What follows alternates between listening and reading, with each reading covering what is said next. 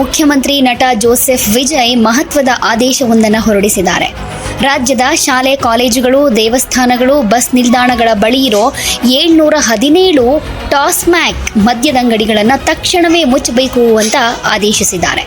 ಮುಂದಿನ 2 ವಾರಗಳ ಒಳಗಡೆ ಈ ಎಲ್ಲ ಅಂಗಡಿಗಳಿಗೆ ಬೀಗ ಹಾಕಬೇಕು ಅಂತ ಸಿಎಂ ವಿಜಯ್ ಖಡಕ್ ಆದೇಶ ಕೊಟ್ಟಿದ್ದಾರೆ.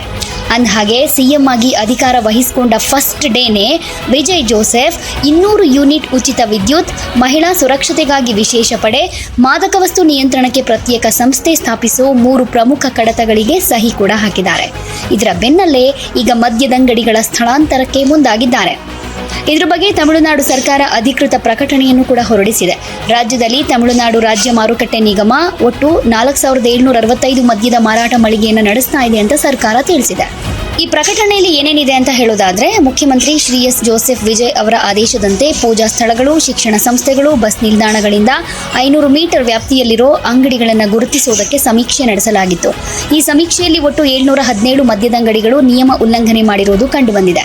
ಸಾರ್ವಜನಿಕರ ಹಿತದೃಷ್ಟಿಯಿಂದ ಈ ಅಂಗಡಿಗಳನ್ನು ಮುಚ್ಚೋದಕ್ಕೆ ಸಿಎಂ ಆದೇಶಿಸಿದ್ದಾರೆ.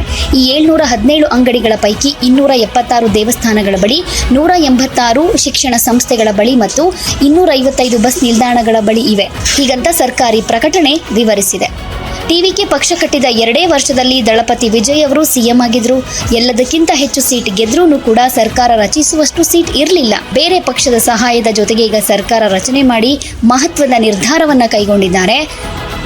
ಇನ್ನು ಮುಂದೆ ಯಾವೆಲ್ಲ ಆದೇಶಗಳನ್ನು ಹೊರಡಿಸ್ತಾರೆ, ಯಾವೆಲ್ಲ ಬೆಳವಣಿಗೆಗಳು ತಮಿಳುನಾಡಿನಲ್ಲಾಗುತ್ತೆ, ಕಾದು ನೋಡೋಣ.